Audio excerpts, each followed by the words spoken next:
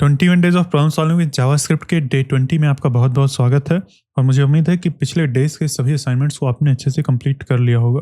अगर कंप्लीट कर लिया तो आप कमेंट करके बताइए I completed all assignments of previous days. अब हम इस वीडियो को स्टार्ट करते हैं। तो इस वीडियो में हम सीखेंगे ट्रीज डेटा स्ट्रक्चर के बारे में और इसके क्वेश्चंस को भी हम सॉल्व करेंगे। तो ये डेटा स्ट्रक्चर की कोई प्लेलिस्ट नहीं है, लेकिन फिर भी जो हम क्वेश्चंस को सॉल्व कर रहे हैं, जैसे कि एरेज के क्वेश्चंस को, स्ट्रिंग के क्वेश्चंस को अभी तक हमने सॉल्व किया है, तो वो भी एक तरह का डेटा स्ट्रक्चर ही है। डेटा को स्टोर करने का एक तरीका है। और जावास्क्रिप्ट के अंदर हमें बाय डिफ़ॉल्ट ऑब्जेक्ट्स और एरेज और स्ट्रिंग्स, ये सारे डेटा स्ट्रक्चर्स बाय डिफ़ॉल्ट मिलते हैं। लेकिन ट्री नाम का डेटा स्ट्रक्चर कोई ऐसा एग्जिस्ट नहीं करता है। हम एरेज का यूज़ करके और ऑब्जेक्ट्स का यूज़ करके ट्री का डेटा स्ट्रक्चर क्रिएट करते हैं। तो वही चीज़ हम करेंगे इस वीडियो में, समझेंगे कि ट्री डेटा स्ट्रक्चर क्या होता है, इसके क्या अलग अलग कंपोनेंट्स होते हैं, क्या अलग अलग टर्मिनोलॉजीज होती हैं, और कैसे हम जावास्क्रिप्ट के अंदर एक ट्री डेटा स्ट्रक्चर को क्रिएट कर सकते हैं। तो मैंने यहाँ पर एक मार्कडाउन फाइल बना के रख ली है जो कि एक्सप्लेन करता है कि ट्री क्या है, मतलब ट्री डेटा स्ट्रक्चर क्या है। ठीक है, तो इसको हम पढ़ेंगे इस मार्कडाउन फाइल को। उसके साथ साथ हम इस डायग्राम को भी देखेंगे। एक डायग्राम यहाँ पर ओपन किया है, ये GFG के ब्लॉक का एक डायग्राम है। इसके थ्रू भी हम अंडरस्टैंड करेंगे, समझेंगे कि ट्री डेटा स्ट्रक्चर कैसे वर्क करता है, कैसे डिफाइंड होता है और इसके अलग अलग कंपोनेंट्स क्या होते हैं। तो अगर हम पहली लाइन को पढ़ें तो यहाँ पर लिखा है, a tree is a way to store data in a hierarchical structure. इसको बहुत लोग पढ़ नहीं पाते हैं, इसको बोलते हैं हायरार्किकल। ठीक है, तो आप ऐसे बोलेंगे हायरार्किकल तो आप बोल पाएंगे, नहीं तो हायरार्कल ऐसे बोल देंगे तो नहीं सही रहेगा। ठीक है, हायरार्किकल स्ट्रक्चर के अंदर हम डेटा को स्टोर कर सकते हैं। अब हायरार्किकल का मतलब क्या होता है? हायरार्की ये इंग्लिश का टर्म है। ठीक है, हायरार्की और हायरार्किकल दोनों इंग्लिश का ही टर्म है। हायरार्की का मतलब एक के बाद दूसरा, एक लेवल्स के अंदर। ठीक है, जैसे कि हमारे लोकल सिस्टम में यहाँ पर एक एग्जांपल लिखा गया है, मतलब फोल्डर्स का एक एग्जांपल दिया गया है। तो फोल्डर जैसे एक पेरेंट फोल्डर होता है, फिर उसका चाइल्ड फोल्डर होता है, तो वो ऐसे हायरार्किकल स्ट्रक्चर को फॉलो करता है। जैसे एक कंपनी के अंदर CTO होते हैं, मतलब जो भी चीफ टेक्निकल ऑफिसर। ठीक है, फिर उसके अंदर और भी प्रोजेक्ट मैनेजर्स होते हैं, फिर लीड होते हैं, टीम लीड, फिर सीनियर, फिर जूनियर, ऐसे ही मतलब हायरार्की होती है। सबसे ऊपर कोई होता है, फिर उसके अंदर कोई होता है। जैसे रिलेशनशिप में देखें तो सबसे ऊपर ग्रैंडफादर होते हैं, फिर ग्रेट ग्रैंडफादर होते हैं, फिर ग्रैंडफादर, फिर फादर, फिर जो चाइल्ड होता है वो होता है। तो इस तरह से एक रिलेशन होता है। इसी चीज़ को हम हायरार्की बोलते हैं। ठीक है, तो हायरार्की का मतलब क्या होता है? One thing is eight top, कोई एक चीज़ रहेगी जो कि टॉप पे रहेगी। Other thing inside it, those thing can also contain more things. ठीक है, एक नेस्टिंग जैसा है और ये नेस्टिंग कंटिन्यू होता रहता है, एक टाइम पे जाके रुक भी जाएगा। Just like files and folders. ठीक है, फोल्डर्स जैसे हमारे फोल्डर्स के अंदर फोल्डर्स होते हैं, फाइल्स होती हैं, वो भी एक हायरार्की का ही एग्जाम्पल है। एक रियल लाइफ एग्जाम्पल हम यहाँ पे लेके देखते हैं। तो डेस्कटॉप पर मैंने मीडिया नाम का एक फोल्डर बना लिया है। ठीक है, अभी के लिए हम मान लेते हैं कि यही हमारा रूट नोड है या फिर रूट फोल्डर है। सबसे पहला फोल्डर यही होगा। लेकिन एक्चुअल में अगर हम फाइल सिस्टम के हिसाब से देखें तो इसका जो पाथ है, ये एक्चुअल रूट होता है C ड्राइव। ठीक है, विंडोज़ के अंदर C ड्राइव होता है और उबुंटू या लिनक्स सिस्टम्स के अंदर रूट नाम का फोल्डर होता है, वो हमारा रूट फोल्डर होता है।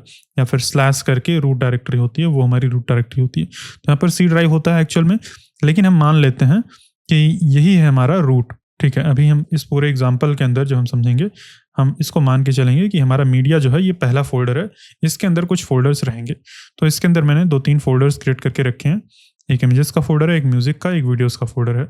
इमेजेस फोल्डर के अंदर कुछ फाइल्स हैं, यहाँ पे जैसे logo.svg है, इसको मैं ओपन करके दिखा देता हूँ। ये प्रोकोडर का लोगो है और ये एक इमेज है और एक वॉलपेपर है। ठीक है, तो ऐसे ही अलग अलग इमेजेस हो सकती हैं एक फोल्डर के अंदर। जैसे ये सारे फोल्डर्स एम्प्टी हैं, यहाँ पर हम चाहें तो कुछ फाइल्स रख सकते हैं, म्यूजिक की, वीडियोस की, बस मैंने ऐसे ही बना के रख दिया है। ठीक है, तो इसी का एग्जांपल लेके हम समझेंगे कि ये हायरार्की कैसे काम करती है।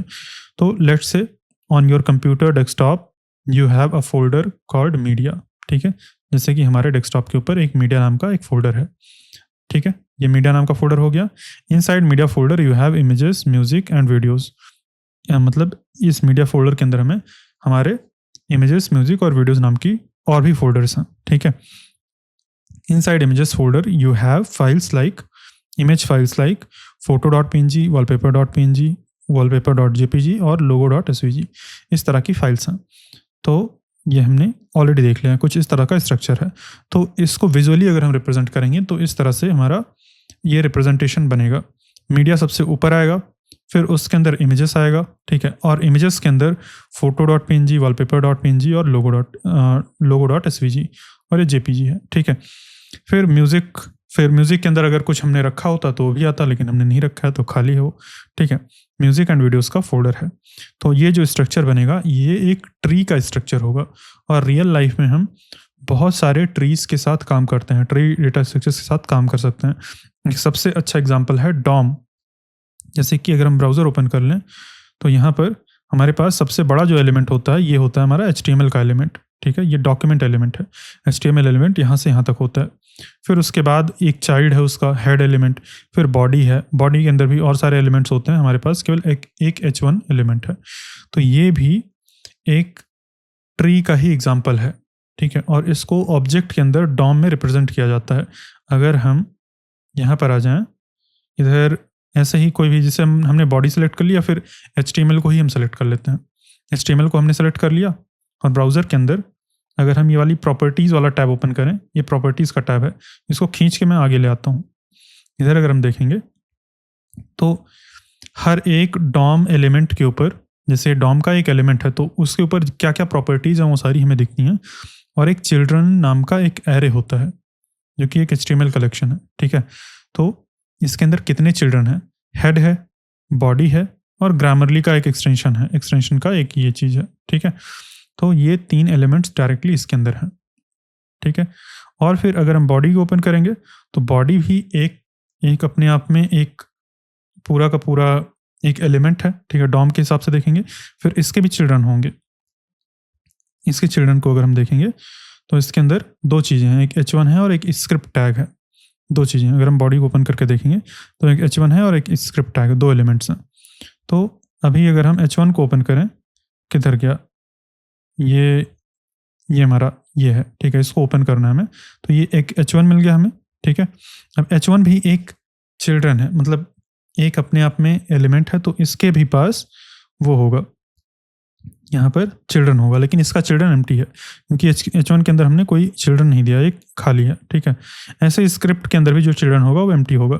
तो ये जो स्ट्रक्चर होता है ना, एक पेरेंट का ऑब्जेक्ट रहेगा, फिर उसके अंदर चिल्ड्रन नाम की प्रॉपर्टी और फिर एक एरे, ये एक ट्री स्ट्रक्चर ही है, ठीक है। और ये जो फोल्डर का स्ट्रक्चर है इसको भी हम ऑब्जेक्ट के फॉर्म में रिप्रेजेंट कर सकते हैं। ये जो ऑब्जेक्ट यहाँ पर हमें प्रॉपर्टीज टैब के अंदर दिख रहा है, ये ऑब्जेक्ट हम डायरेक्टली यहाँ पर देख सकते हैं। कैसे?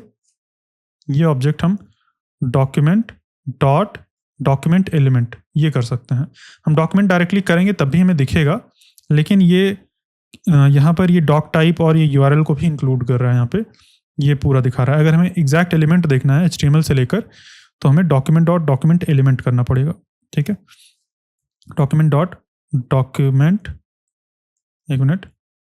डॉक्यूमेंट एलिमेंट, तो वो डॉक टाइप और URL नहीं आ रहा है, ठीक है, डायरेक्ट यहाँ से आ रहा है हमें। अब ये इस तरह से HTML जैसा दिख रहा है, हम ऑब्जेक्ट जैसा इसको एक्सपैंड नहीं कर पा रहे हैं। अगर हमें ऑब्जेक्ट जैसा इसको देखना है तो हमें console.dir करना पड़ेगा। ऐसा अगर हम कर लेंगे तो हमें ऑब्जेक्ट जैसा दिखेगा और हम इसको वैसे एक्सपैंड कर पाएंगे जैसे हम प्रॉपर्टीज टैब के अंदर एक्सपैंड कर रहे थे, ठीक है। तो ये ऑब्जेक्ट अवेलेबल होता है। देखो ये चिल्ड्रन है, ठीक है, फिर यहाँ पे बॉडी है, बॉडी का भी चिल्ड्रन होगा यहाँ पे एग्जैक्ट वही, ठीक है। फिर यहाँ पे H1 है, फिर इसका भी चिल्ड्रन होगा, लेकिन इसका चिल्ड्रन एम्प्टी एरे होगा, ठीक है। तो इस तरह से ये हम देख सकते हैं डॉम का भी एक ट्री स्ट्रक्चर, एक हायरार्की होती है, पेरेंट होता है, फिर चाइल्ड होता है, ठीक है। इस तरह से एलिमेंट्स होते हैं। अगर आपने डॉम के साथ काम किया है तो बहुत अच्छी बात है, अगर नहीं काम किया है तो आप डॉम पढ़ लीजिए, क्योंकि इस वीडियो में हम डॉम के भी क्वेश्चंस को सॉल्व करने वाले हैं। ट्री के क्वेश्चंस को तो सॉल्व करेंगे ही, नॉर्मल ऑब्जेक्ट्स के ऊपर क्वेश्चंस को हम सॉल्व करेंगे, उसके साथ साथ हम डॉम के क्वेश्चंस को भी लगाएंगे। तो डॉम के साथ कैसे वर्क करना है आपको ये पता होना चाहिए, डॉम क्या होता है ये पता होना चाहिए, और कैसे चिल्ड्रंस होते हैं, क्या मतलब डॉम क्या होता है एक्चुअल में, ये सारी चीज़ें आपको पता होनी चाहिए। तो डॉम की प्लेलिस्ट आप देख लेना, आपको चैनल के अंदर प्लेलिस्ट में ही मिल जाएगा, प्लेलिस्ट वाले सेक्शन में डॉम का एक प्लेलिस्ट मिलेगा, वहाँ से आप देख लेना, ठीक है। तो यहाँ पे व्हाट मैं बोल रहा हूँ, आगे हम पढ़ते हैं। यहाँ पे क्या लिखा है, why is this a tree, ये एक ट्री क्यों है, ठीक है। ये जो स्ट्रक्चर है ये एक ट्री क्यों कहलाता है, because there is one top folder media, क्योंकि यहाँ पर एक टॉप फोल्डर होता है मीडिया। तो एक ट्री डेटा स्ट्रक्चर के अंदर एक टॉप फोल्डर होना चाहिए, मतलब एक कोई एलिमेंट होना चाहिए जो एकदम टॉप पे रहे। ऐसा नहीं कि कोई अंत ही ना हो, टॉप, ठीक है। तो एक रूट चीज़ होना चाहिए, रूट वैल्यू होनी चाहिए, और हर एक वैल्यू को नोड बोला जाता है ट्री के अंदर। अभी हम टर्मिनोलॉजीज के अंदर आएंगे तब पढ़ेंगे नोड, ठीक है। यहाँ पे तो क्योंकि एक टॉप फोल्डर होता है, यहाँ पे हमारे पास इस एग्जांपल के अंदर मीडिया नाम का एक टॉप फोल्डर है। Everything is connected under it, सब कुछ इसी के अंदर ही कनेक्टेड है, इससे जुड़ा हुआ है। Each folder can contain more folders और फाइल्स, ठीक है। हर एक फोल्डर के अंदर और भी चिल्ड्रन हो सकते हैं। There is only one path to each नहीं लिखा है, रीच लिखा है, टू रीच एनी फाइल या एनी फोल्डर भी हो सकता था। एनी फाइल और फोल्डर ऐसा लिख देते हैं। तो ट्री की एक और ये प्रॉपर्टी होती है कि एक फाइल तक या फिर एक पर्टिकुलर एलिमेंट तक पहुंचने के लिए एक ही पाथ एग्जैक्टली होता है। मतलब जैसे कि हम अगर इस फोटो फाइल के अंदर आना चाहते हैं तो हमें मीडिया के अंदर, इमेजेस के अंदर, उसी के अंदर ही फोटो मिलेगा और कहीं नहीं मिलेगा। ऐसे ही अगर हम वीडियोस के अंदर आना चाहते हैं तो मीडिया के अंदर ही वीडियोस मिलेगा और कहीं नहीं मिलेगा। तो एग्जैक्टली यूनिक पाथ होता है, दूसरा पाथ नहीं होता है, ठीक है। ये इंपॉर्टेंट चीज़ है। हर एक एलिमेंट तक पहुंचने के लिए एक यूनिक पाथ होना चाहिए, ठीक है। There is only one path to reach any file और फोल्डर, ठीक है। You can not reach folder in two different, you can not reach photos.png, folder मैंने बोल दिया इसको, photo.png इन टू डिफरेंट वेज। आप photo.png तक दो डिफरेंट वेज से नहीं पहुंच सकते हैं कि जैसे एक इमेजेस के अंदर आपको मिल गया, फिर आपको वीडियोस के अंदर भी मिल जाए। अगर हम चाहें तो उसको कॉपी करके वहाँ पे रख सकते हैं तो मिल जाएगा, लेकिन वो डिफरेंट फाइल रहेगा, एग्जैक्ट उस फाइल तक हम नहीं पहुँच सकते हैं, ठीक है। एक पर्टिकुलर तरीके से ही हम पहुँच सकते हैं, दो तरीके नहीं हैं। That's what it makes it tree, ठीक है, जिसके कारण से ही एक ट्री बनाता है, ठीक है। ये हो गया। अब कुछ टर्मिनोलॉजीज हैं, इंपॉर्टेंट टर्मिनोलॉजीज हैं। यहाँ पर 10 टर्म्स हैं जो कि आपको याद नहीं रखना है, ठीक है। आपको याद रखने पर ध्यान नहीं देना है। आप एक बार पढ़ लीजिए, ध्यान से समझ लीजिए। इसमें से 4-5 टर्म्स अगर आपको याद हो जाते हैं बहुत अच्छी बात है, नहीं तो आप बार बार रिवाइज करेंगे, आपको सारे टर्म्स याद हो जाएंगे। बहुत ही इंट्यूटिव टर्म है, कोई ऐसा नहीं है कि एकदम से अलग ही दुनिया से कोई टर्म्स हैं, ठीक है। तो जो सबसे पहला और इम्पॉर्टेंट टर्म है वो है नोड। नोड का मतलब है हर एक आइटम जो इस पर्टिकुलर ट्री के अंदर होगा उसको हम नोड बोलेंगे, ठीक है। अ node is any item in the tree. Media folder एक नोड है, इमेजेस फोल्डर भी एक नोड है, photo.png जो फाइल है वो भी एक नोड है। Everything in a tree is node, ठीक है। सब कुछ एक ट्री के अंदर नोड होता है, मतलब जो भी एक पर्टिकुलर आइटम होगा वो नोड होगा। ये एक नोड है, ये भी एक नोड है, ये भी, हर एक चीज़ एक नोड कहलाएगा, ठीक है। अगर हम यहाँ पे डायग्राम के अंदर देखें तो जैसे कि ये हमारा डायग्राम है, तो ये एक नोड है। यहाँ पर नोड लिखा है कहीं कि नहीं? नोड तो कहीं नहीं लिखा है। यहाँ पे लीफ नोड्स के बारे में लिखा है, लेकिन हर एक जो गोला आपको दिख रहा है ना, हर एक गोला नोड है, ठीक है। इतना चीज़ आपको ध्यान रखना है। हर एक एलिमेंट्स, जैसे कि अगर हम डॉम की बात करें तो डॉम में हमने console.dir डॉक्यूमेंट एलिमेंट किया था, तो यहाँ पर HTML भी एक नोड है, ठीक है। HTML के अंदर ये जो HTML एलिमेंट है ट्री के पर्सपेक्टिव से देखा जाए तो एक नोड है। फिर ऐसे ही चिल्ड्रन के अंदर बॉडी जो आएगा ये भी एक नोड है। हर एक एलिमेंट एक नोड रहेगा अपने आप में, ठीक है। और एक चीज़ मैं आपको दिखा देता हूँ, हो सकता है आपको ना समझ में आए अगर आपने डॉम नहीं पढ़ा है। तो इसके प्रोटोटाइप में अगर आप जाके देखेंगे ना और थोड़ा सा एक्सपैंड करेंगे इसको, तो और फिर से इसके प्रोटोटाइप को फिर से एक्सपैंड करेंगे और फिर से एक्सपैंड करेंगे तो आपको यहाँ पे नोड मिलेगा। एलिमेंट मिल गया है, एलिमेंट के नीचे एक नोड मिलेगा, ये देखो ये नोड है, ठीक है। तो हर एक एलिमेंट जो भी डॉम एलिमेंट होता है वो एक डॉम का नोड भी होता है, ठीक है। ये ट्री से ही लिया गया है, ट्री का ही एक नोड है। तो प्रोटोटाइप में अगर आप जाएंगे तो आपको हर एक एलिमेंट के प्रोटोटाइप में एक नोड मिलेगा, ठीक है। तो एट द एंड ये भी एक नोड है और इसके अंदर जो बॉडी रहेगा वो भी नोड रहेगा। बॉडी के अंदर जो h1 है या स्क्रिप्ट टैग है वो भी एक नोड रहेगा, ठीक है। तो आपको समझ आ गया कि एक ट्री के अंदर हर एक आइटम एक नोड होता है, ये बात क्लियर है। फिर रूट क्या होता है? Root is the top most node of the tree.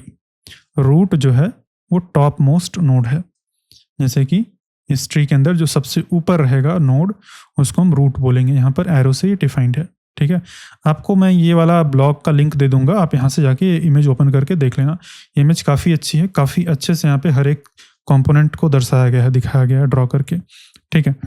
तो ये रूट आपको समझ में आ गया। अब अगर हम यहाँ पे देखें तो यहाँ पर रूट क्या है, मीडिया है हमारे इस केस में, ठीक है। क्योंकि हम मीडिया को ही मान के चल रहे हैं कि वही हमारा फर्स्ट फोल्डर है, जबकि वो डेस्कटॉप के अंदर है और डेस्कटॉप किसी यूज़र के अंदर है और वो सी ड्राइव के अंदर है, उसको हम इग्नोर कर रहे हैं। मीडिया से मान के चल रहे हैं कि वो हमारा रूट है, ठीक है। तो मीडिया हमारा रूट हो गया, बाकी सब उसके चिल्ड्रन हो गए, ठीक है। अब पेरेंट एंड चाइल्ड ये क्या है, ठीक है। If one node directly contains another, ठीक है। अगर एक नोड दूसरे नोड को कंटेन कर रहा है तो कंटेन यानी कि एक के अंदर दूसरी नोड है, तो the container is parent and the contained is the child, ठीक है। तो जो कंटेनर है, जैसे कि HTML जो है ये कंटेनर है, मतलब ये कंटेन कर रहा है, किसको कंटेन कर रहा है, ये 3 चिल्ड्रंस को कंटेन कर रहा है। इसके चिल्ड्रन अगर हम देखेंगे तो हेड HTML का चाइल्ड है, ठीक है। बॉडी HTML का चाइल्ड है। ये ग्रामरली का जो ये वाला आइटम है या ये नोड है, ये भी HTML का ही चाइल्ड है। अब हम बॉडी को अगर एक्सपैंड करते हैं तो बॉडी का चाइल्ड क्या क्या है, बॉडी का चाइल्ड है H1, ठीक है। तो अब इस केस में H1 का पेरेंट क्या है, H1 का पेरेंट है बॉडी, ठीक है। और बॉडी का चाइल्ड है H1, ठीक है। ऐसे हम हेड टैग को भी ओपन कर सकते हैं। हेड के अंदर भी कई सारे चिल्ड्रन हमें मिलेंगे, हेड के अंदर इनफैक्ट ज़्यादा चिल्ड्रन होंगे। यहाँ पर अगर हम देखेंगे चिल्ड्रन के अंदर तो कई सारे चिल्ड्रन हैं, 3 चिल्ड्रन, 3 नहीं 4 हैं, ठीक है। तो मेटा जो है ये हेड का चाइल्ड है, ठीक है। और मेटा का पेरेंट जो है वो है H1 बोल रहा हूँ, हेड है, ठीक है, हेड है, ठीक है। तो आपको ये रिलेशनशिप समझ में आ रहा है पेरेंट और चाइल्ड का, बहुत ही सिंपल है, ज़्यादा कुछ भी नहीं है। जैसे कि फोल्डर के एग्जांपल में देखें तो मीडिया जो है वो पेरेंट है, पेरेंट ऑफ इमेजेस है, ठीक है। इमेजेस पेरेंट ऑफ फोटो है, और फोटो का जो पेरेंट है वो इमेज है, ठीक है। फोटो वही बात मैं हिंदी में बोल रहा हूँ, मतलब फोटो का पेरेंट इमेज है और इमेज का चाइल्ड जो है वो फोटो है, ठीक है, इस तरह से। अब सिबलिंग्स, तो सिबलिंग्स ऐसे एलिमेंट्स होते हैं जिनके सेम पेरेंट्स हों, ठीक है। तो जैसे कि इमेजेस, म्यूजिक और वीडियोस, ये सारे जो फोल्डर्स हैं ये सब सिबलिंग्स हैं, क्योंकि इनका एक फोल्डर सेम फोल्डर है, ठीक है। इन सब का एक सेम फोल्डर है।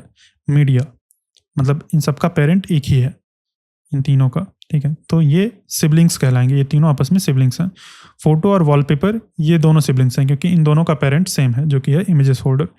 ऐसे ही हम डॉम के एग्जाम्पल से अगर देखें तो डॉम के एग्जाम्पल में जैसे कि हेड, बॉडी और ये ग्रामरली, ये तीनों सिबलिंग्स कहलाएंगे, ठीक है। हेड के अंदर आके देखेंगे तो यहाँ पर ये तीनों सिबलिंग्स, ये चारों सिबलिंग्स कहलाएंगे, क्योंकि ये चारों टैग्स जो हैं, ये चारों एलिमेंट्स या नोड्स जो भी हम बोलें, ये सब कुछ हेड के अंदर ही बिलोंग कर रहा है, ठीक है। तो इन सब के कॉमन पेरेंट्स हैं, ठीक है। तो मुझे मेरे सिबलिंग्स आपको समझ में आ गए होंगे, ज़्यादा कुछ नहीं है, बहुत ही सिंपल है। अब आता है एग्जाम्पल लीफ नोड का। मतलब लीफ नोड एक नया टर्म है। यहाँ पर बहुत सारे टर्म्स आएंगे, आप कंफ्यूज होंगे, आपको ज़्यादा याद करने पर ध्यान नहीं देना है, आपको सुन लेना है, एक कान से सुनना है, दूसरे कान से निकाल देना है, दैट्स इट, बस इतना ही सिंपल है। और ये वाली मार्कडाउन फाइल आपको मिल जाएगी, जब भी आप भूलेंगे आप इस मार्कडाउन फाइल को देख लेना, या फिर इस ब्लॉग के ऊपर आके देख लेना, ठीक है। तो यहाँ पर देखो, यहाँ पर भी पेरेंट का एग्जाम्पल है, ठीक है, पेरेंट का सिबलिंग्स का, जिससे ये दोनों सिबलिंग्स हैं, क्योंकि इन दोनों का कॉमन पेरेंट है, ये है पेरेंट, ठीक है। और ये चाइल्ड है, बी का चाइल्ड ई है, और बी का ही चाइल्ड डी भी है, ठीक है। और ये बी पेरेंट है इन दोनों का, ठीक है। और यहाँ पर आते हैं, ठीक है, तो उससे आप रिवाइज कर लेंगे। अब नेक्स्ट हम देखते हैं लीफ नोड क्या है। तो ऐसा नोड जिसके अंदर कोई भी चिल्ड्रन ना हो, तो वो चीज़ हम फोल्डर के अंदर भी देख सकते हैं। जैसे कि ये जो म्यूज़िक है अपने आप में लीफ नोड है, वीडियोस लीफ नोड हैं क्योंकि इनका कोई चाइल्ड नहीं है। यहाँ पर इमेजेस लीफ नोड नहीं है क्योंकि इसके सारे चाइल्ड्स हैं। अब इसमें ये सारे लीफ नोड हैं। जो फाइल्स होती हैं वो जनरली क्या, वो ज़्यादातर टाइम लीफ नोड ही होती हैं, उसके अंदर कोई भी और कुछ नहीं हो सकता है। फाइल्स अपने आप में ही वो एक पर्टिकुलर नोड होती हैं जिनके अंदर कोई चाइल्ड हो नहीं सकता, ठीक है।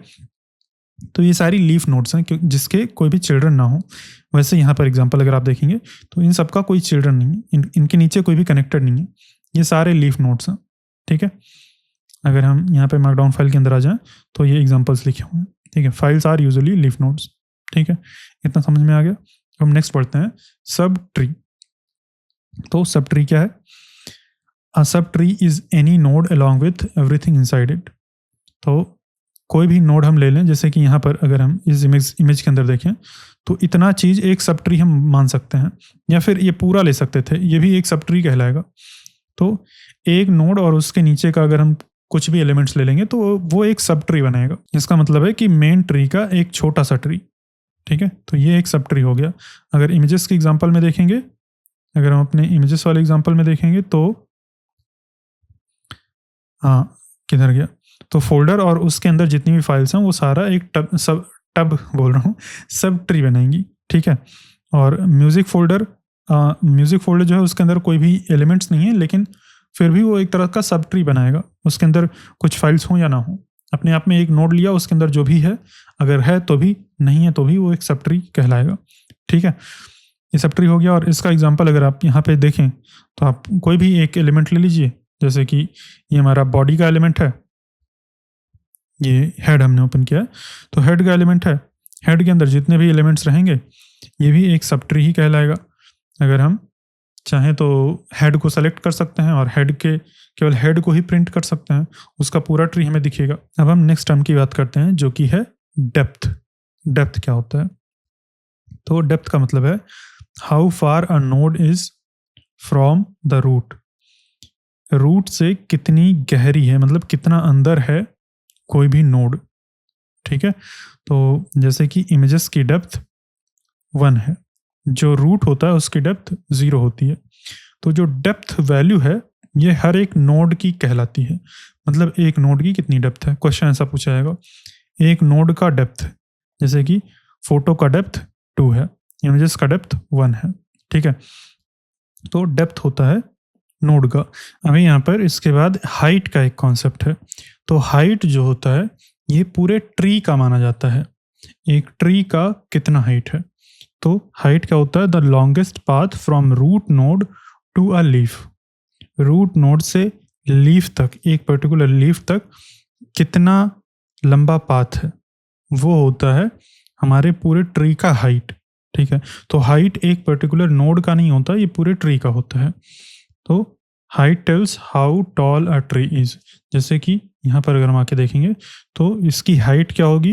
1 2 3 4, यही है सबसे लॉन्गेस्ट। मतलब ऐसे ही 2 3 है, यहाँ पर भी ये वाला है, तो लॉन्गेस्ट जो है वो 4 है। चाहे जो हम यहाँ पे पाथ लेंगे लॉन्गेस्ट हमें 4 मिलेगा। तो ये है इस ट्री की हाइट, पर्टिकुलर ट्री की हाइट क्या है, ठीक है। तो डेप्थ बताता है नोड का डेप्थ, और जो हाइट है ये ट्री का हाइट बताता है, ठीक है। अगर हम इसके केस में देखेंगे तो हमारे इसके केस में हाइट, जो मैक्सिमम हाइट है वो जो मैक्सिमम डेप्थ होगी उसके इक्विवेलेंट होगा। मतलब हाइट मैक्सिमम नहीं होती है, ऐसा नहीं बोलते हैं मैक्सिमम हाइट, बस हाइट बोलते हैं। और हाइट जब बोलेंगे उसका मतलब ऑटोमेटिकली मैक्सिमम हो जाएगा, मैक्सिमम डेप्थ। तो जैसे फोटो का जो डेप्थ है 2, वही हमारे पूरे ट्री की हाइट हो जाएगी, ठीक है। तो ये हो गया हाइट का कॉन्सेप्ट। अब आता है एज। एज क्या होता है? Edge is the connection between 2 nodes, ठीक है। जैसे कि यहाँ पर 2 नोड्स हैं, ये दोनों जो कनेक्टेड हैं, यहाँ पर देखो ये एज लिखा है, तो इसको हम एज बोलते हैं, हर एक कनेक्शन को एज बोलेंगे, ठीक है। तो अब जैसे यहाँ पर अगर हम देखें तो कोई कनेक्शन हमें ऐसा दिख नहीं रहा है, जैसे इमेजेस फोल्डर खोल लिया तो हमें ऐसा कोई कनेक्शन दिख नहीं रहा है, कोई वैसा विजुअली हम रिप्रेजेंट नहीं करते हैं, लेकिन ऐसे स्लैश से हम सेपरेट करते हैं फोल्डर के केसेस में, ठीक है। और जैसे जब डॉम के अंदर हम देखेंगे तो एक ऑब्जेक्ट के अंदर दूसरा ऑब्जेक्ट, तो ऑटोमेटिकली वो उसके अंदर रहता है, तो कनेक्टेड ही रहता है एक तरह से, तो कोई लाइन हमें यहाँ पे दिखती नहीं है। लेकिन जब हम विजुअली रिप्रेजेंट करेंगे इस तरह से, तो इसको 2 कनेक्शंस को हम एज बोलेंगे, ठीक है। अब एज यहाँ पर अगर हम देखें एग्जांपल के अंदर, तो मीडिया से इमेजेस के बीच में एक कनेक्शन है, इमेजेस और फोटोज़ के बीच में, इमेजेस और वॉलपेपर के बीच में कनेक्शन है, ठीक है। Every parent child relationship has 1 edge. हर एक पेरेंट चाइल्ड रिलेशनशिप के बीच में एक एज रहेगा। A tree with n nodes always has n-1 edges. अगर एक ट्री के अंदर n नोड्स हैं, जैसे कि 10 नोड्स हैं, तो उसके अंदर 9 एजेस हमेशा रहेंगे। ठीक है, ये रूल है। आप इसको चाहें तो प्रैक्टिकली करके देख सकते हैं। ठीक है, काउंट करके देख सकते हैं। हमेशा जितने नोड्स हैं, जैसे कि अगर हम मान लेते हैं यहाँ पर 10 नोड्स हैं या 12 नोड्स हैं, तो यहाँ पे 11 एजेस रहेंगे। आपको काउंट करके देख सकते हैं।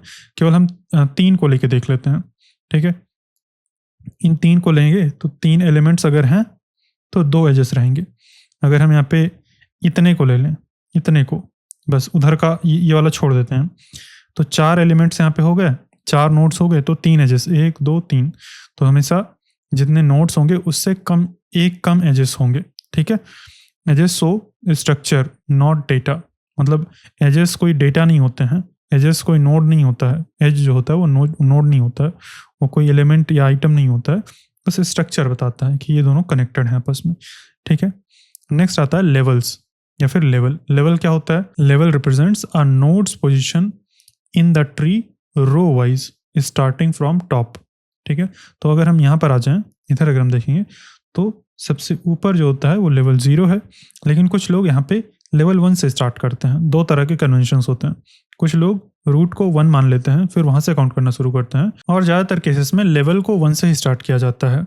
बस यहाँ पर इस एग्जाम्पल के अंदर मैंने देखा है कि यहाँ पर 0 से स्टार्ट कर रहे हैं। तो अगर हम इसको 1 मान लेंगे तो A का लेवल हो जाएगा 1 और B का लेवल हो जाएगा 2। ऐसे ही आप हर एक लेवल के अंदर 1 ऐड कर लीजिए। ठीक है, और अब यहाँ पर कन्फ्यूज़न हो सकता है डेप्थ के बीच में और लेवल के बीच में। तो कन्फ्यूज़न होना जायज़ है, क्योंकि जब हम डेप्थ की बात करते हैं तो जैसे B का डेप्थ अगर हम बोलेंगे तो B का डेप्थ कितना होगा? 1 होगा, क्योंकि डेप्थ को हम 0 से काउंट करते हैं। तो लेकिन कई बार डेप्थ को भी लोग 1 से काउंट करते हैं। तो आपको कई बार ऐसा मिलेगा, कई बार डेप्थ की जगह पर लोग लेवल यूज़ कर लेते हैं, कई बार डेप्थ यूज़ कर लेते हैं, लेकिन दोनों ही मतलब दोनों ही सेम चीज़ें हैं, लेकिन अलग अलग टर्मिनोलॉजीज़ हैं एक तरह से। ठीक है, अब लेवल ज़्यादातर रो को हमारे ट्री को रो वाइज डिवाइड करता है। उस तरह से ये एक पर्टिकुलर लेवल सेट होता है, उस पर हमारे नोड्स बिलोंग करते हैं कि जैसे लेवल 1 पर कितने नोड्स हैं।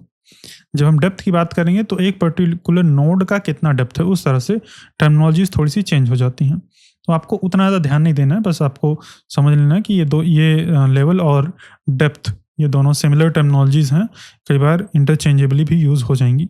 तो 2 कन्वेंशन हैं। अगर डेप्थ को 0 से स्टार्ट किया जाएगा तो लेवल मैंने जैसे कि बोला ज़्यादातर केसेस में 1 से स्टार्ट किया जाता है। तो लेवल क्या हो जाएगा? Depth plus 1।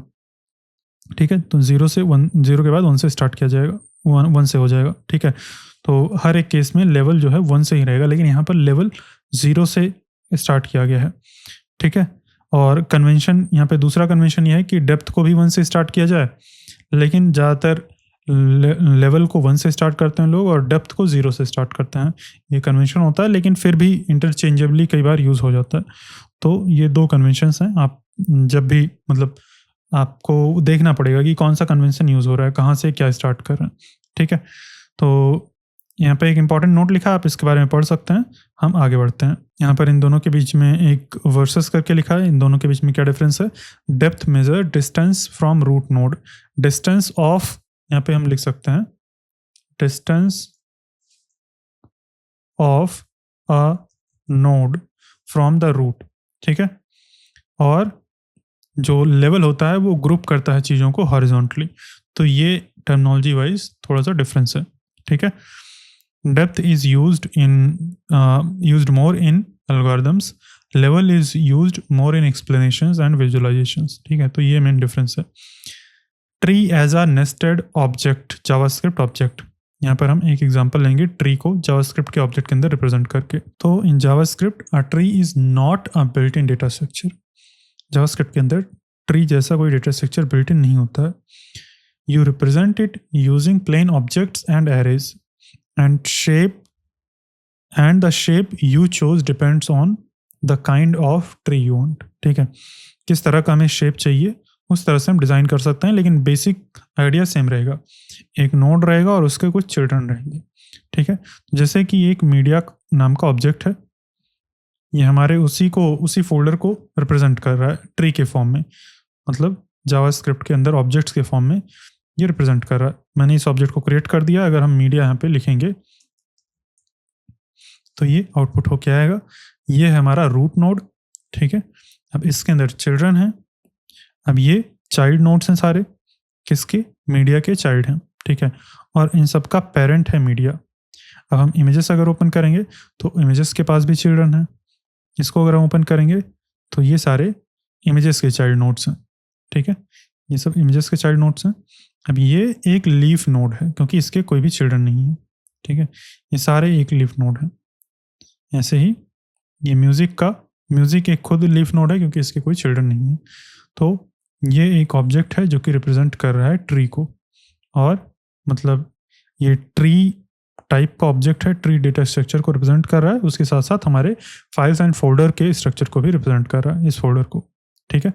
तो इस फोल्डर को अगर हमें जावास्क्रिप्ट के अंदर रिप्रेजेंट करना होगा तो कुछ ऐसे ही हम रिप्रेजेंट करेंगे, ठीक है।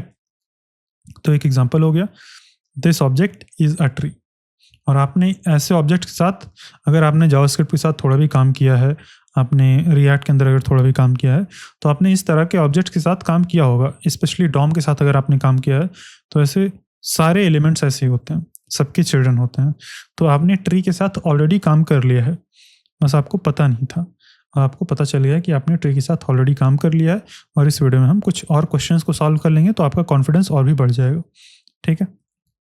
तो ईच ऑब्जेक्ट इज नोड, यहाँ पर हर एक ऑब्जेक्ट, जैसे कि ये एक हमारा बड़ा ऑब्जेक्ट है, ये रूट नोड है, फिर उसके अंदर 3 चिल्ड्रन हैं, तो ये तीनों ऑब्जेक्ट्स भी एक एक नोड हैं, ठीक है। फिर इसके चिल्ड्रन, ये सारे एक एक नोड हैं, ठीक है। जितने ऑब्जेक्ट हैं वो सारे ऑब्जेक्ट्स एक एक नोड रहेंगे। Each children array holds child nodes, हर जो चिल्ड्रन एरे है वो चाइल्ड नोड्स को होल्ड करता है। अब इस क्वेश्चन को सॉल्व करने के लिए, जैसे अगर इससे रिलेटेड कोई क्वेश्चन है, जैसे कि क्या क्वेश्चन हो सकता है कि सभी फोल्डर का नाम या सभी फाइल्स का नाम या सभी नोड्स का नाम, स्पेशली हर एक नोड का नाम अगर प्रिंट करना है तो कैसे प्रिंट कर सकते हैं, क्योंकि ये चिल्ड्रन कितना भी नेस्टेड हो सकता है, ये 10-100 लेवल ऑफ नेस्टिंग हो सकता है यहाँ पे। तो इसको प्रिंट करने के लिए हमें रिकर्जन चाहिए रहेगा, ठीक है। तो अगर आप इस स्ट्रक्चर को देखेंगे तो ये रिपीट हो रहा है, ठीक है। यहाँ पर वही चीज़ दिखा है, same structure repeats again and again. तो इसीलिए रिकर्जन के लिए ये अच्छा है, रिकर्जन के क्वेश्चंस को सॉल्व करने के लिए अच्छा है। मतलब रिकर्जन का यूज़ करके इन क्वेश्चंस को सॉल्व करना ज़्यादा सही रहेगा, ठीक है। और यहाँ पर मुझे स्पेस देना होगा क्योंकि सारे सिंगल लाइन के अंदर आ रहे हैं,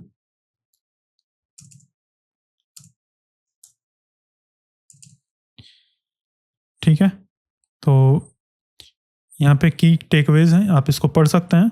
a tree is hierarchical data structure, या फिर data one root many children, तो वही सारी चीज़ें यहाँ पे रिपीट करके लिखी हैं। अब हम इसको नहीं पढ़ेंगे, अब हम इसको बंद करते हैं और इसके क्वेश्चंस को सॉल्व करते हैं। यहाँ पर मैंने क्वेश्चंस लिख के रखे हैं, अब हम क्वेश्चंस को प्रीव्यू करेंगे और सॉल्व करेंगे। और इससे पहले कि मैं क्वेश्चंस को सॉल्व करना शुरू करूँ, आप इन क्वेश्चंस को पढ़िए और सॉल्व करिए खुद से, ठीक है। तो यहाँ पर हमने डॉम के और बिना डॉम के दोनों तरह के क्वेश्चंस लिख के रखे हैं। आपको दोनों क्वेश्चंस को सॉल्व करना है। पहले एक बार मैं एक्सप्लेन कर देता हूँ। ये हमारा एक ऑब्जेक्ट है, एक मीडिया ऑब्जेक्ट है। ये दूसरा थोड़ा सा डिफरेंट है, ज़्यादा यहाँ पे नेस्टेड वैल्यूज़ हैं, इतना बड़ा ऑब्जेक्ट है, ठीक है। ये 5 लेवल का नेस्टेड ऑब्जेक्ट है शायद, ठीक है। तो यहाँ पे इमेजेस के अंदर इवेंट्स, बर्थडे ऐसा भी है, जबकि हमारे जो होम फोल्डर के अंदर था ऐसा कुछ नहीं था। तो अब इस फोल्डर को नहीं रिप्रेजेंट कर रहा है ये ऑब्जेक्ट, ये किसी दूसरे मीडिया फोल्डर को जिसके अंदर इमेजेस, फिर इवेंट्स और बर्थडे नाम का फोल्डर है, उसको ये रिप्रेजेंट करेगा। और वॉलपेपर नाम का फोल्डर रहेगा जिसके अंदर ऐसी फाइल्स रहेंगी, तो उसको ये रिप्रेजेंट करेगा, ठीक है। तो ये थोड़ा सा डिफरेंट और बड़ा ऑब्जेक्ट है। इसके ऊपर हम सारे क्वेश्चंस को सॉल्व करेंगे, जो भी नॉन डॉम वाले क्वेश्चंस हैं, मतलब जिन क्वेश्चंस के अंदर डॉम नहीं लिखा है, जैसे कि यहाँ पे डॉम लिखा है, तो वहाँ पर हमें इस ऑब्जेक्ट को नहीं यूज़ करना है। बाकी सभी क्वेश्चंस को हमें इसी ऑब्जेक्ट के ऊपर सॉल्व करना है। तो अभी हम जो क्वेश्चन सॉल्व कर रहे हैं, यहाँ पर हमें ट्री बनाया मिल रहा है। यहाँ पर हम ट्री कोड का यूज़ करके नहीं बना रहे हैं, हमने ट्री स्ट्रक्चर का एक ऑब्जेक्ट बना दिया है पहले से ही, हाथ से कोड करके लिख दिया है। लेकिन हम जावास्क्रिप्ट की क्लासेस बना सकते हैं जो कि ऑटोमेटिकली इस तरह के नेस्टेड ऑब्जेक्ट्स को क्रिएट कर सकती हैं। वो चीज़ हम करके देखेंगे नेक्स्ट वीडियो में कि कैसे हम क्लासेस इंप्लीमेंट कर सकते हैं जो कि हमारे ट्री को ऑटोमेटिकली ऐसे बना दें। हम एक नोड के अंदर कुछ चिल्ड्रन को ऐड करें और ऑटोमेटिकली ऐड हो जाएं, वो चीज़ हम करके देखेंगे। ठीक है। अभी हम बने बनाए ट्रीज को सॉल्व करेंगे, मतलब ट्रीज बना बनाया ट्री है और उसके बेसिस पर हम क्वेश्चंस को सॉल्व करेंगे। ठीक है, तो पहला क्वेश्चन बहुत ही सिंपल है। Print all node names in the tree depth first order. अब ये एक इंपॉर्टेंट टर्म है, डेप्थ फर्स्ट ऑर्डर। इसका मतलब ये है कि पहले हमें जैसे एक चिल्ड्रन को लेना है, जैसे यहाँ पे कई सारे चिल्ड्रन हैं, मैं इस ऑब्जेक्ट को कॉपी करके यहाँ पे पेस्ट कर देता हूँ। ये हमारा मीडिया वाला मीडिया ट्री, इस नाम का ऑब्जेक्ट मिल जाएगा। ठीक है, तो डेप्थ फर्स्ट का मतलब है कि हमारा मेन रूट ऑब्जेक्ट है, उसके अंदर चिल्ड्रन को ओपन करेंगे। अब जो पहला चिल्ड्रन मिलेगा उसके चिल्ड्रन के अंदर जाएंगे, फिर उसका जो पहला चिल्ड्रन मिलेगा उसके अंदर जाएंगे, फिर उसके चिल्ड्रन के अंदर जो भी पहला चिल्ड्रन मिलेगा उसके अंदर जाएंगे, फिर उसके चिल्ड्रन के अंदर जाएंगे, फिर उसको ओपन करेंगे। अगर उसका चिल्ड्रन है तो ठीक है, नहीं तो कोई बात नहीं। हम यहाँ पे देखो डेप्थ के अंदर जा रहे हैं, देखो चिल्ड्रन कितनी बार आ गया है। ठीक है, तो हम पहले चाइल्ड को लेंगे, फिर उसके पहले चाइल्ड के अंदर जाएंगे, फिर उसके पहले चाइल्ड के अंदर जाएंगे। ऐसे जाते जाते हम हर एक नाम को प्रिंट करते जाएंगे और ऐसे ही डेप्थ में जाते जाएंगे। जब एक का पूरा डेप्थ अंदर तक पहुंच जाएगा, लीफ तक, जैसे यहाँ पर हम लीफ पर पहुंच चुके हैं, तो हम ऊपर आएंगे और ऊपर आके देखेंगे कि इसके बाहर कोई चिल्ड्रन था, तो हम इसको प्रिंट कर देंगे, इसका नाम। ठीक है, फिर ये दोनों जब हो गया तो हम इसके बाहर आएंगे। ठीक है, यहाँ पर अभी कुछ नहीं है, हम इधर आ जाएंगे, फिर इसका देखेंगे, इसको ओपन करेंगे। ठीक है, तो कुछ इस तरह से होगा, मतलब पहला चाइल्ड लो, उसके चिल्ड्रन के अंदर जाओ, फिर उसका पहला चाइल्ड लो, फिर उसके चिल्ड्रन के अंदर जाओ, फिर उसका पहला चाइल्ड लो। मतलब डेप्थ में ऐसे ढूंढते हमें चले जाना है और प्रिंट करते चले जाना है। अगर हम ड्राइंग के हिसाब से देखें तो डेप्थ फर्स्ट का मतलब है, ए लिया हमने, ए का पहला चाइल्ड ये है, फिर इसका पहला चाइल्ड ये है, फिर इसका पहला चाइल्ड ये है, तो ऐसे यहाँ तक ए तक आएंगे। ठीक है, यहाँ तक पूरा आ जाएंगे, फिर ऊपर जाएंगे, फिर इसकी वैल्यू को ढूंढेंगे। ठीक है, इसके अंदर जो भी चाइल्ड है इसको प्रिंट करेंगे, फिर ऊपर जाएंगे, फिर ऊपर आते आते यहाँ तक आ जाएंगे, फिर इधर जाएंगे, इसको प्रिंट करेंगे, फिर इसको प्रिंट करेंगे, फिर ऊपर आ जाएंगे, फिर यहाँ तक आ जाएंगे, फिर इससे दूसरे चाइल्ड के ऊपर जाएंगे, फिर इसको प्रिंट करेंगे, और यहाँ पर कुछ नहीं, फिर से वापस आ जाएंगे, फिर इसको प्रिंट करेंगे। ठीक है, फिर इसको, फिर ऊपर आके फिर इसको प्रिंट करेंगे। ठीक है, मतलब इस तरह से हमें डेप्थ फर्स्ट सर्च करना है, डेप्थ फर्स्ट प्रिंट करना है। ठीक है, तो ठीक है, मुझे उम्मीद है आपने ट्राई किया होगा। अब मैं करता हूँ, तो उसके लिए मैं पहले तो ये मीडिया वाला ऑब्जेक्ट क्रिएट कर देता हूँ और इसको थोड़ा सा नीचे रखते हैं, हम अपना फंक्शन ऊपर बनाएंगे पहले तो। ठीक है, यहाँ पे फंक्शन बनाते हैं, फंक्शन का नाम हो जाएगा फंक्शन प्रिंट नोड नेम्स, या फिर प्रिंट ट्री नोड नेम्स। ठीक है, प्रिंट ट्री नोड। ठीक है, इसके अंदर हम नोड पास करेंगे, जो पहला रहेगा वो हमारा रूट नोड रहेगा।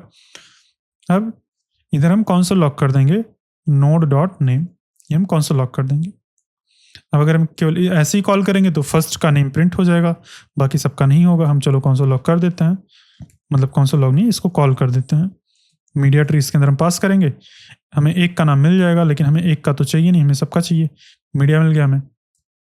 अब सबका कैसे प्रिंट होगा, तो नोड के ऊपर हमें पता है चिल्ड्रन नाम की प्रॉपर्टी है। अगर हम केवल नोड को प्रिंट कर दें तो नोड के अंदर चिल्ड्रन नाम की प्रॉपर्टी है, जो कि एक एरे है जिसके ऊपर हम लूप कर सकते हैं। ठीक है, तो हम यहाँ पे रिकर्जन का यूज़ करेंगे।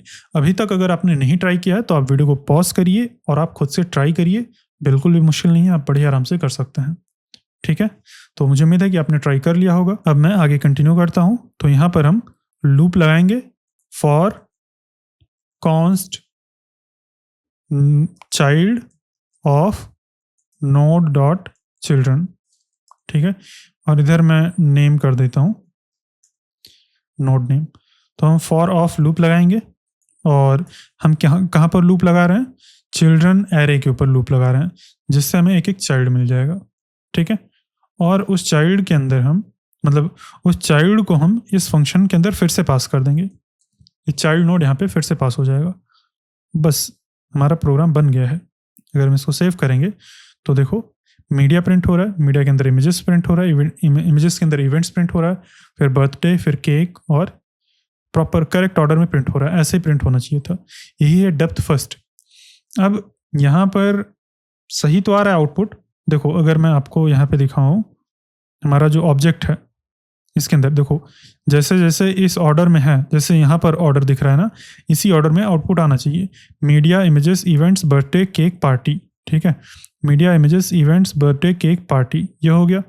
फिर उसके बाद wallpapers, nature, city, wallpapers, nature, city, ये मिल गया। फिर उसके बाद music, rock, song, music, rock, song, फिर वीडियोस, फिर वीडियोस, ये खत्म हो गया। तो इसी ऑर्डर में हमें ऐसे ही प्रिंट करना है जैसे ऑर्डर में ये ऑब्जेक्ट के अंदर है। लेकिन ये सही है, हमारा क्वेश्चन का सॉल्यूशन बन चुका है और इसको हम ऐसे ही लिख सकते हैं। लेकिन यहाँ पर मैं थोड़ा सा इम्प्रूवमेंट करना चाहता हूँ। वो ये है कि जैसे मीडिया के अंदर अगर इमेजेस है तो ये थोड़ा सा इंडेंटेशन करके थोड़ा अंदर आए। ठीक है, अब इमेजेस के अंदर इवेंट्स है तो वो थोड़ा इंडेंटेशन करके थोड़ा और अंदर आए, उस तरह से हम प्रिंट करना चाहते हैं। जैसे इमेजेस, ये जैसे बर्थडे आ रहा है, फिर बर्थडे के अंदर नेम, मतलब बर्थडे के अंदर केक और पार्टी है, तो ये बर्थडे के अंदर थोड़ा और इंडेंटेशन करके है। ठीक है, वो चीज़ मैं करना चाहता हूँ। तो आप वीडियो को पॉज करिए और एक बार खुद से ट्राई करिए कि आप कैसे कर सकते हैं। ठीक है, तो मुझे उम्मीद है कि आपने ट्राई कर लिया होगा। उसके लिए मैं एक नई प्रॉपर्टी यहाँ पर ऐड करता हूँ, डेप्थ। डेप्थ की वैल्यू मैं यहाँ पर 1 सेट कर देता हूँ। ठीक है, या फिर 0 सेट कर देते हैं, 0 हमारी डेप्थ रहेगी। और इधर हम एक स्पेस ले लेंगे, डॉट रिपीट करके, रिपीट डेप्थ। ठीक है, और इसको हम प्लस करके ऐसे प्रिंट कर देंगे, और इसको कॉल करते टाइम हम डेप्थ प्लस 1 पास कर देंगे। बस इतना अगर हम कर देते हैं तो ये देखो प्रॉपर इंडेंटेशन के साथ आ रहा है। अगर हम चाहें तो डबल स्पेस डाल सकते हैं तो और भी अच्छे से दिखेगा। मीडिया के अंदर इमेजेस है, इमेजेस के अंदर इवेंट्स है, इवेंट्स के अंदर बर्थडे है, फिर उसके अंदर केक और पार्टी है, फिर बाहर आ जाएंगे, फिर वॉलपेपर मिलेगा। वॉलपेपर और इवेंट्स ये दोनों सेम लेवल पर हैं। ठीक है, वॉलपेपर और इवेंट्स ये दोनों सेम लेवल पर होंगे। देखो इवेंट्स है और ये वॉलपेपर है, तो ये दोनों सेम लेवल पर हैं। जो सेम लेवल पर है वो ऐसे सेम लेवल से अलाइन रहेगा। फिर उसके अंदर नेचर और सिटी है, फिर म्यूजिक है, रॉक है, इस तरह से ये अलाइन होके आ रहा है, तो ज़्यादा देखने में अच्छा लग रहा है, बेटर लग रहा है। हमें पता चल रहा है कि किस फोल्डर के अंदर क्या फाइल है या क्या कौन सा फोल्डर है। ठीक है, तो ये सोल्यूशन हमें मिल गया है। अब ये कैसे वर्क कर रहा है, आप वीडियो को थोड़ा सा पॉज करके ट्राई करेंगे तो आपको समझ में आ जाएगा। यहाँ पर अगर हम रिपीट फंक्शन को देखेंगे तो रिपीट के अंदर अगर हम 0 डालते हैं, जैसे यहाँ पर 0 डाल के अगर किसी भी स्ट्रिंग को रिपीट करवाते हैं, जैसे कि यहाँ पर जे कर दिया मैंने और रिपीट किया 0 टाइम्स, तो ये एम्प्टी स्ट्रिंग देगा। ठीक है, लेकिन अगर मैंने यहाँ पे 2 कर दिया है तो जे 2 टाइम्स हो जाएगा। 1 कर देंगे तो 1 टाइम हो जाएगा। वही चीज़ हम यहाँ पे रिपीट कर रहे हैं। ठीक है, रिफ्रेश करते हैं तो फर्स्ट टाइम डेप्थ 0 जब थी तब यहाँ पे कोई स्पेस नहीं आया है, नहीं तो फिर यहाँ पे रिपीट कर रहा है, 1 टाइम्स रिपीट कर रहा है, फिर उसी चीज़ को 2 टाइम्स रिपीट कर रहा है, फिर उसी चीज़ को 3 टाइम्स रिपीट कर रहा है यहाँ पे। तो वही चीज़ यहाँ पे हो रहा है, हम यहाँ पे रिकर्सिवली इसमें 1 ऐड करके पास करते जा रहे हैं। तो ये वाला सोल्यूशन मैं लूँगा और इसको मैं सेव कर दूंगा। एक काम करता हूँ, इसको हम ऊपर लिख देते हैं और सोल्यूशन के अंदर बस इतना ही पेस्ट करेंगे, इतना ही रखेंगे ताकि ज़्यादा बड़ा ना हो। ठीक है, ज़्यादा बड़ा ना हो हमारा ये सोल्यूशन का कोड। तो अभी सॉल्यूशंस वाली फाइल में पिछले वीडियो के ही क्वेश्चंस लिखे हैं, तो मैं जल्दी से इन सबको रिमूव करके खाली कर देता हूं ताकि हम नए सॉल्यूशंस को पेस्ट कर पाएँ। तो इसको मैं पेस्ट कर देता हूं और पहले का क्वेश्चन से उठाकर पहला क्वेश्चन भी मैं यहाँ पे डाल देता हूँ और जल्दी जल्दी ये सारा कर देता हूँ। ठीक है, वीडियो को मैं फास्ट फॉरवर्ड कर दूंगा या फिर कट कर दूंगा सीधा। तो मैंने सभी क्वेश्चंस को यहाँ पे मैंने लिख दिया है। अब हम आगे बढ़ते हैं और अपने नेक्स्ट क्वेश्चन को देखते हैं कि क्या है। तो नेक्स्ट क्वेश्चन है, count the number of nodes in the tree. हमें इंक्लूडिंग रूट सभी नोड्स को काउंट करना है। तो एक बार हम मैनुअली काउंट कर लेते हैं कितने नोड्स हैं, सभी नाम को काउंट कर लेंगे अगर, तो 1 2 3 4 5 6 7 8 9 10 11 12 और एक 13। तो टोटल 13 एलिमेंट्स हैं या फिर 13 नोड्स हैं यहाँ पे। तो हमें एक ऐसा प्रोग्राम लिखना है जिसका आउटपुट 13 है। ठीक है, तो आप वीडियो को पॉज करिए, एक बार ट्राई करिए, उसके बाद हम आगे बढ़ते हैं। तो काउंट ट्री नोड्स, प्रिंट की जगह पे मैं काउंट कर देता हूँ इसका नाम, और 1 मिनट, काउंट ट्री नोड्स, ये हो जाएगा इसका नाम, और हमें ये रिपीट नहीं करना है और ये एक्स्ट्रा वैल्यू नहीं पास करना है यहाँ पे। तो हमें क्या करना है, हमें काउंट नाम का एक वेरिएबल बनाना है। Let count is equal to 1। हम 1 से स्टार्ट करेंगे क्योंकि फर्स्ट टाइम जैसे ही लूप चलेगा यानी कि रूट एलिमेंट है तो उसका काउंट 1 रहेगा। और हर बार जब जब हम इस फंक्शन को कॉल करेंगे, यानी कि जितनी बार ये लूप चल के इस फंक्शन को कॉल करेगा, हम काउंट के अंदर प्लस इक्वल टू कर देंगे, इसका आउटपुट जो भी आएगा, और यहाँ से हम रिटर्न कर देंगे काउंट। ठीक है, अगर हम इतना कर देते हैं तो हमारा काउंट का प्रोग्राम बन जाएगा। अगर हम इसको कंसोल लॉग करें और चेक करते हैं तो ये देखो 13 आउटपुट आ रहा है। अब ये कैसे वर्क कर रहा है, आप वीडियो को पॉज करेंगे और डिबग करेंगे।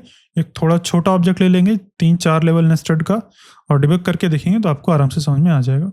ये मैं समझाऊंगा नहीं, ठीक है, आपको आराम से समझ में आ जाएगा। वीडियो को पॉज करके एक बार ट्राई करना, ठीक है। ये हम यहाँ पे सेव कर देते हैं। ये तो क्वेश्चन है सॉल्यूशन के अंदर, यहाँ पर मैं पेस्ट कर दूंगा इसको। ये न्यू लाइन को यहाँ से गायब कर देते हैं और क्वेश्चन वाला अब गायब हो गया। क्वेश्चन को ओपन कर लेते हैं, क्वेश्चन देखते हैं नेक्स्ट क्वेश्चन क्या है। और नेक्स्ट क्वेश्चन करने से पहले एक बार हम दूसरे ऑब्जेक्ट के लिए भी हम ट्राई कर लेते हैं। ट्रीज के अंदर हमारे पास ये एक था जिसके अंदर 1 2 3 4 5 6 7, ये सात नोड्स थे। तो इस ऑब्जेक्ट को हम कॉपी कर लेते हैं और इस सॉल्यूशन के अंदर यहाँ पे डाल के बाद टेस्ट कर लेते हैं। इसका आउटपुट 7 आना चाहिए, जो कि आ रहा है, यानी कि करेक्ट है हमारा सॉल्यूशन। ठीक है, अब नेक्स्ट क्वेश्चन के ऊपर बढ़ते हैं हम आगे। क्वेश्चन क्या है, प्रिंट ओनली फाइल नेम्स, यानी कि लीफ नोड्स को ही हमें प्रिंट करना है। हमें केवल और केवल फाइल नेम्स को, यानी कि लीफ नोड्स को प्रिंट करना है। तो सही है, इसके लिए हम पिछले क्वेश्चन के ऊपर चले जाएंगे, Ctrl+Z कर देंगे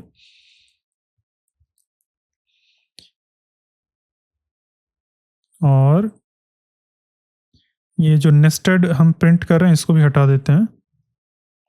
Ctrl+Z, एक मिनट, यहाँ तक आ जाते हैं और केवल हमें लीफ नोड्स का नाम प्रिंट करना है।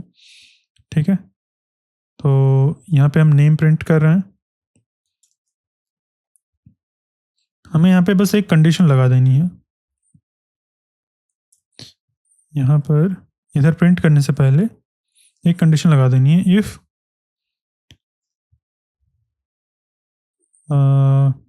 Node dot children dot length is not equal to 0, ऐसा लिख सकते हैं, या फिर सीधा नॉट ऑपरेटर हम यहाँ पे लगा सकते हैं। तभी हम कंसोल लॉक करेंगे नेम को, बस ये भी बन गया। अच्छा, media tree is not defined, media tree किधर चला गया, मैंने Ctrl+Z करते टाइम हटा दिया। इधर डिफाइन कर देते हैं मीडिया ट्री, ये हमारा मीडिया ट्री। देखो केवल फाइल नेम्स यहाँ पे प्रिंट होके आ रहे हैं। अच्छा, यहाँ पर हम लीफ नोड्स को ही केवल प्रिंट कर रहे हैं। तो ये जो फोल्डर था, ये वीडियोज़ वाला फोल्डर जो है, ये एक तरह से ये भी लीफ नोड है, इसीलिए ये भी प्रिंट होके आ रहा है क्योंकि उसके अंदर कोई फाइल्स नहीं है। ठीक है, तो हम क्वेश्चन को थोड़ा सा चेंज कर देते हैं। इधर प्रिंट ओनली फाइल नेम्स की जगह पे print only leaf nodes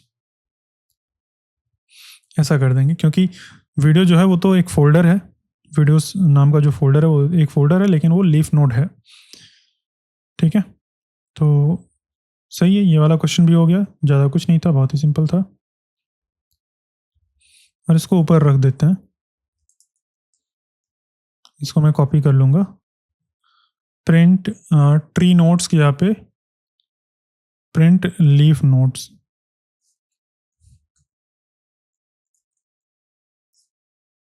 print leaf nodes, बस इतना नाम हो जाएगा। ठीक, एक बार देख लेते हैं, आउटपुट आ रहा है और इसको सॉल्यूशन के अंदर लिख देंगे। प्रिंट ओनली यहाँ पे क्वेश्चन को भी चेंज कर देंगे, प्रिंट ओनली लीफ नोड्स। ठीक है, ये क्वेश्चन 3 भी हो गया है। अब नेक्स्ट क्वेश्चन जो है वो डॉम का क्वेश्चन है, print all tag names inside document dot document element DFS। यानी कि वही चीज़ करना है हमें एक फंक्शन बनाना है जिसके अंदर ये इनपुट डालेंगे और वो सभी नेम्स को प्रिंट करेगा। तो ये सिंपल है, ऐसे ही क्वेश्चन रहेगा जो सॉल्यूशन के अंदर हमारा फर्स्ट वाला था, कुछ वैसे ही रहेगा।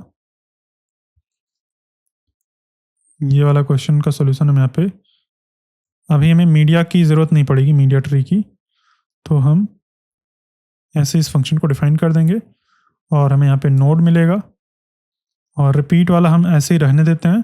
अब यहाँ पर इंपॉर्टेंट चीज़ है कि नोड के अंदर, यहाँ पर मैं इसका कॉल जो है हटा देता हूँ, यहाँ पे अभी इसको कमेंट कर देता हूँ।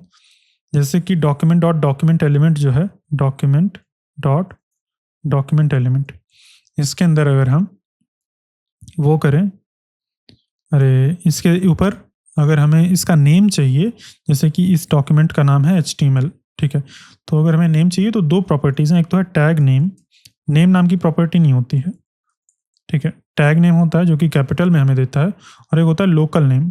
तो हम लोकल नेम प्रॉपर्टी यूज़ करेंगे क्योंकि ये स्मॉल लेटर के अंदर देता है, जो कि देखने में सही लगता है क्योंकि यहाँ पर भी स्मॉल लेटर में होता है, ठीक है। तो जो हम नेम प्रिंट कर रहे थे उसकी यहाँ पे हम लोकल नेम यूज़ कर लेंगे, दैट्स इट। और यहाँ पर हम अपने रूट डॉक्यूमेंट को प्रोवाइड कर देंगे, डॉक्यूमेंट एलिमेंट, ठीक है।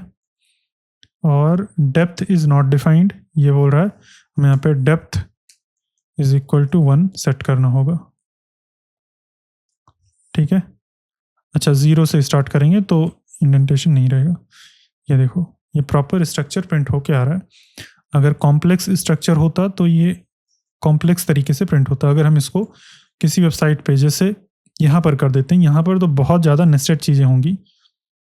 यहाँ पर अगर हम रखते हैं, इसको रन करते हैं, तो ये देखो कितना ज़्यादा नेस्टेड प्रिंट होके आ रहा है। अरे बाप रे, ये देखो कितने सारे डिप्स हैं, इसको हम स्क्रॉल करते ही रह जाएंगे। इसको मैं नेक्स्ट टैब के अंदर ओपन करता हूँ और ये देखो कितने सारे एलिमेंट्स हैं। सारे एलिमेंट्स हमने रिकर्जन का यूज़ करके लूप कर लिया और प्रिंट कर दिया हमने, बहुत सही है, ठीक है। तो कितने सारे टैग्स हैं, सारे हमने लूप करके प्रिंट कर दिया, बहुत ही सही है। अरे वाह, ठीक है। और यहाँ पे क्वेश्चन के अंदर एक चीज़ लिखा था, ऐसा डॉक्यूमेंट डॉट क्वेरी सेलेक्टर ऐसा नहीं करना है।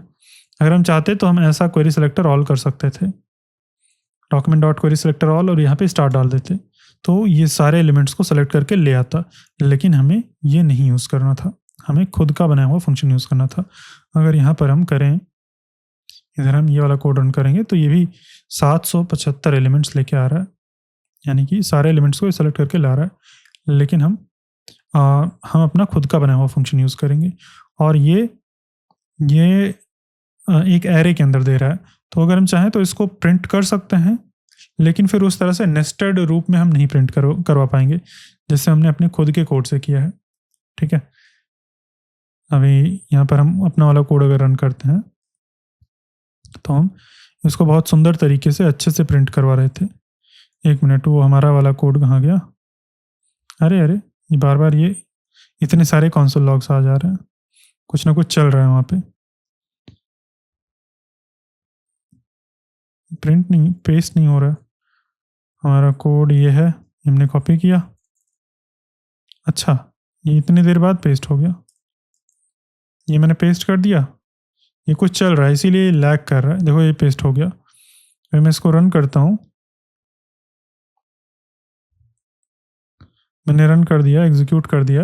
एग्जीक्यूट करने में टाइम लगा रहा है, मुझे लगता है डॉम और भी ज़्यादा बढ़ गया है, तो ये सेलेक्ट करने में, लूप करने में टाइम लगाएगा। कोई बात नहीं, मैं इसको बंद कर देता हूँ। मैंने बंद कर दिया है वो टैब, और इसको भी मैं बंद कर देता हूँ, नहीं तो ये लैग करेगा, ठीक है। तो हमने अपने खुद के कोड का यूज़ करके एकदम बहुत ही नेस्टेड लेवल पर डॉम के एलिमेंट्स को प्रिंट करवा दिया। ये क्वेश्चन हमारा सॉल्व हो गया है। इसको हम यहाँ पे रख देते हैं सॉल्यूशन के अंदर। ये है सॉल्यूशन। इधर हमने पेस्ट कर दिया। नेक्स्ट क्वेश्चन देखते हैं क्या है। काउंट करना है हमें, ठीक है, तो काउंट कर लेते हैं। काउंट वाला क्वेश्चन, उसके लिए काउंट वाला सोल्यूशन ले लेंगे, जो सोल्यूशन नंबर 2 था, ये वाला ले लेंगे और इधर पेस्ट कर देंगे। एक काम करता हूँ, बस इसके अंदर वाला कोड कॉपी कर लेता हूँ और यहाँ पर मैं पेस्ट कर देता हूँ, या फिर पूरा ही कर देते हैं क्योंकि काउंट नाम उसका है। एक मिनट, मैं पूरा ही पेस्ट कर देता हूँ। ये पूरा मैंने पेस्ट कर दिया है और इधर मैं ये डाल दूंगा। तो ये बहुत सारा, मतलब एक हमने कर लिया है तो वही सोल्यूशन रहेगा, बहुत ही सिंपल रहेगा। हमने यहाँ पे डॉक्यूमेंट को पास कर दिया और ये 9 लेवल यहाँ पे लेके आ रहा है। अगर हम यही चीज़ किसी और वेबसाइट के ऊपर करें, एक बार procoder.com के ऊपर कर लेते हैं, .com यहाँ पर करते हैं। ये हमने किया 193, ठीक है। इतने एलिमेंट्स इस पेज के ऊपर हैं, जो कि ज़्यादा बड़ा पेज भी नहीं है, ठीक है। तो ये सोल्यूशन भी हो गया और हमारे सारे क्वेश्चंस आज के सॉल्व हो गए हैं। अभी मैं होमवर्क आपको देता हूँ, क्या क्या है क्वेश्चंस होमवर्क के अंदर, उसको भी एक बार देख लेंगे। ये सोल्यूशन हमारा हो गया और इसको मैं कमिट कर देता हूँ, नहीं तो बाद में मैं भूल जाऊँगा। गेट ऐड, और ऐड करने से पहले यहाँ से मैं हटा देता हूँ ये git add, git commit, complete day 20।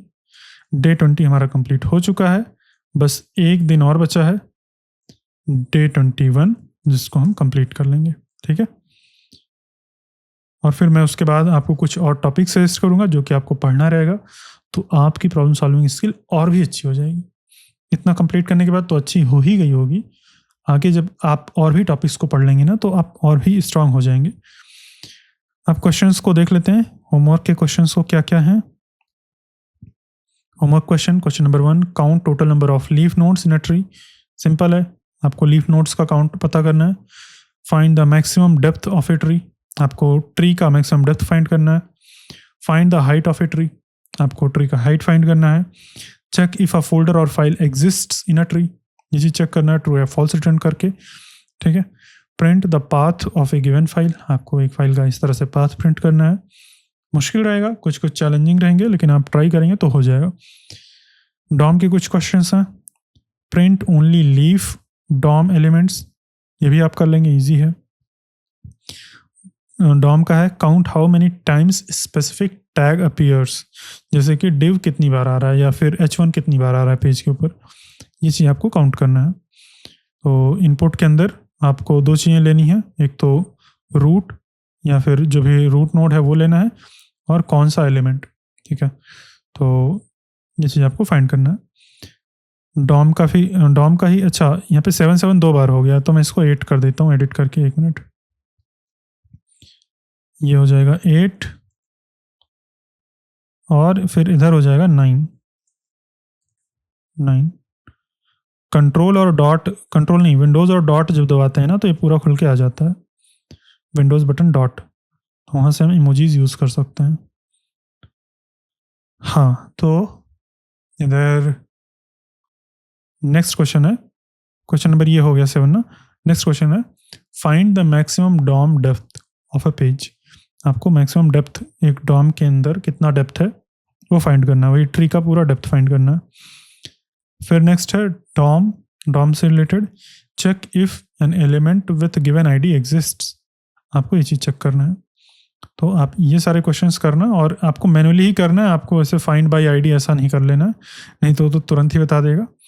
आपको मैनुअली चेक करना है, रिकर्जन लगाना है और सर्च करना है, ठीक है। तो सही है, मुझे उम्मीद है कि आपको ट्रीज समझ में आए होंगे कि ट्रीज डेटा स्ट्रक्चर क्या होता है, कैसे हम इसके ऊपर लूप करके उसके हर एक एलिमेंट के थ्रू जा सकते हैं और सर्च कर सकते हैं, फाइंड कर सकते हैं, प्रिंट कर सकते हैं। नेक्स्ट वीडियो में हम इसका थोड़ा सा इम्प्लीमेंटेशन करके देखेंगे कि कैसे हम ऐसी क्लासेस क्रिएट कर सकते हैं जो कि इस तरह के ऑब्जेक्ट्स को आउटपुट करें। मतलब हम एक पर्टिकुलर नोड को बताएं कि उसके अंदर हमें चिल्ड्रन ऐड करना है और ऑटोमेटिकली चिल्ड्रन ऐड हो जाए, ठीक है। तो वो सारी चीज़ें हम देखेंगे और आप ऐसे ही सीखते रहिए। जितने भी क्वेश्चंस दिए गए हैं उसको ट्राई करिए, और जितने भी क्वेश्चंस लगाना है आपको बिना वीडियो देखे पहले लगाइए, उसके बाद वीडियो देखिए। ये सबसे ज़्यादा इंपॉर्टेंट है। आप जब ऐसे करेंगे और रेगुलर करते रहेंगे, लगातार करते रहेंगे, तो लॉन्ग टर्म में आपकी प्रॉब्लम सॉल्विंग स्किल बहुत ज़्यादा इंप्रूव होगी। शुरुआत में आपको क्वेश्चंस लगाने में टाइम लगेगा। आपका मन करेगा कि वीडियोज़ देख लेते तो जल्दी से सॉल्व हो जाता, लेकिन ये चीज़ नहीं करना। आपको खुद से टाइम देना है, खुद से क्वेश्चंस को सॉल्व करना है, ठीक है? तो सही है, आप ऐसे सीखते रहिए, पढ़ते रहिए। हम लोग मिलते हैं नेक्स्ट वीडियो में। तब तक के लिए बाय बाय।